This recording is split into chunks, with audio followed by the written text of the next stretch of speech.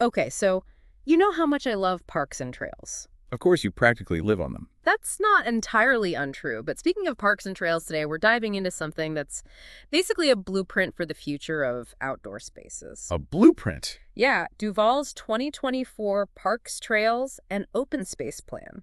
Oh, yeah. I've heard about this. It's hot off the press and packed with interesting insights. It's like a sneak peek at where they're headed, and since you're such a park enthusiast, I figured you'd be all ears. You figured right. I'm definitely curious to see what they've come up with. Me too. So what jumped out at you when you first looked at it?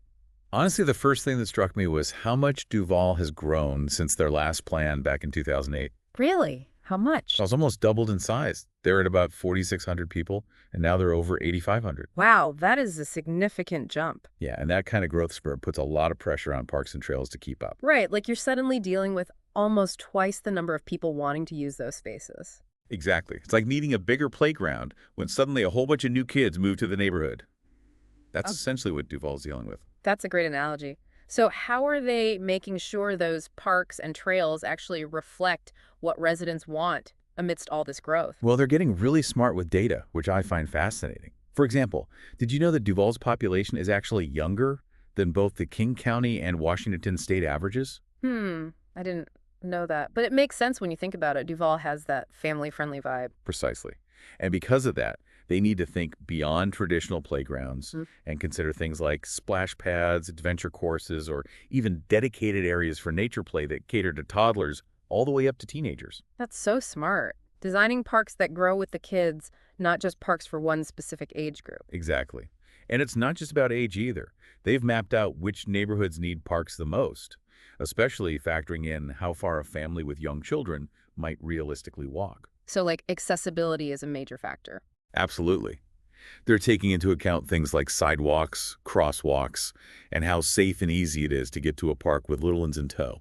That makes a lot of sense, especially with young families. And of course, they've also looked at data on popular activities, walking and running top the list, which isn't surprising. Yeah, those are always popular, but I'm curious, are they looking at any trends beyond the usual suspects? They are. Yeah. Actually, they're also digging into things like pickleball and disc golf, which are gaining popularity. It's like they're doing their own deep dive into what makes Duvall tick. What else stood out to you in the plan? They didn't just look at the big picture. They also got really granular with their assessment. They did a full inventory of all their parks, giving everything a report card.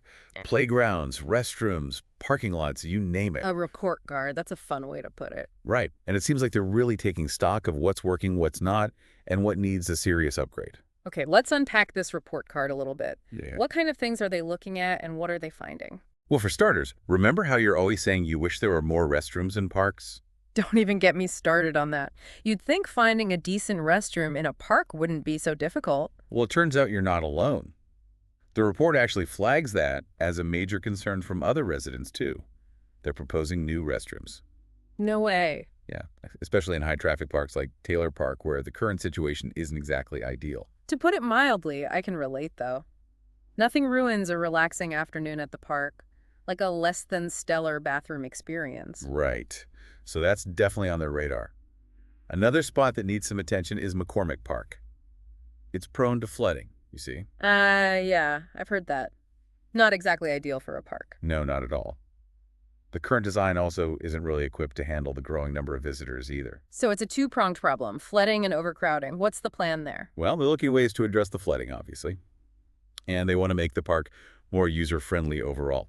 Speaking of user-friendly, remember how much you love the Snoqualmie Valley Trail? Oh man, it's the best.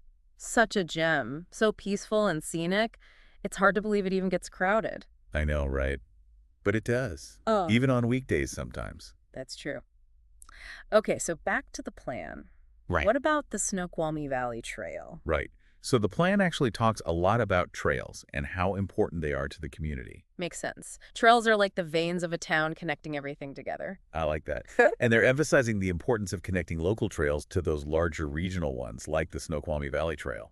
Ooh, so people can easily access it from different parts of town. Exactly. They're envisioning a genuine trail network, not just a bunch of disconnected paths. I love that idea. So like a spider web of trails connecting all the different parks and neighborhoods. Exactly. Wouldn't that be cool? That would make exploring so much easier and more fun. You can just hop on a trail and see where it takes you. Right. And get this, they're not limiting themselves to paved paths either. Oh, really? What else are they thinking? They're suggesting trails through forested areas.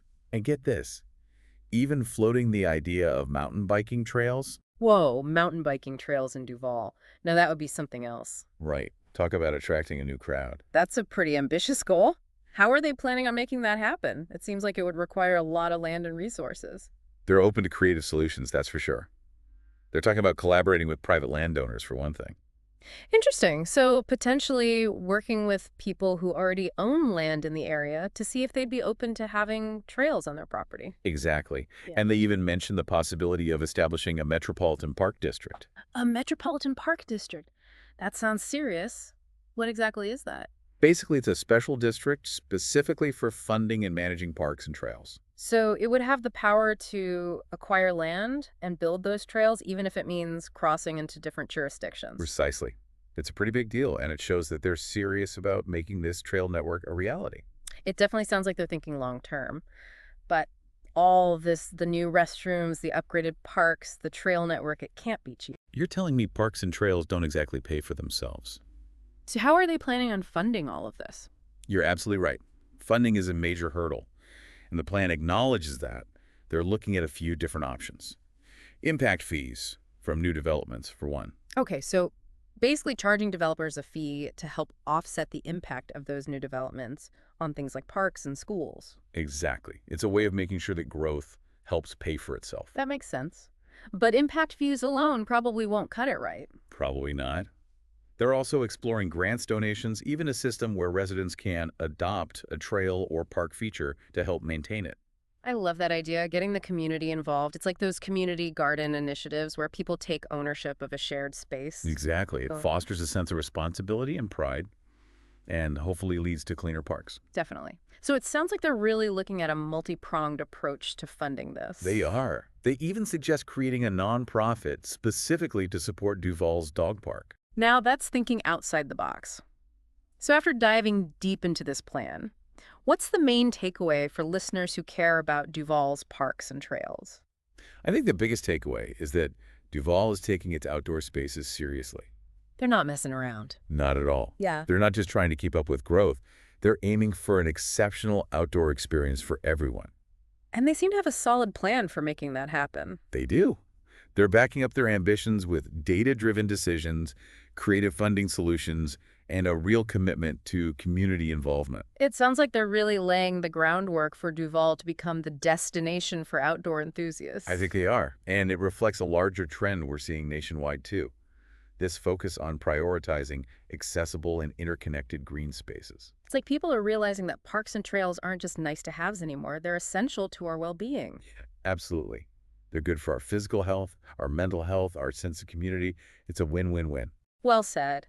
This deep dive has definitely inspired me to get out and explore Duvall's parks and trails even more. Maybe I'll even adopt that bench by the river. We'll bring the snacks. It's a date. But in all seriousness, for everyone listening, I think this plan is a great reminder that we all have a role to play in shaping our communities. Absolutely. Keep an eye out for opportunities to provide input, because Duvall's outdoor spaces are a canvas for your ideas and aspirations. And who knows, maybe someday we'll be enjoying a picnic in a brand new park or hiking along a scenic mountain bike trail, all thanks to the vision laid out in this plan. Now, wouldn't that be something? Well, folks, that's all the time we have for today's deep dive. Until next time, happy trails.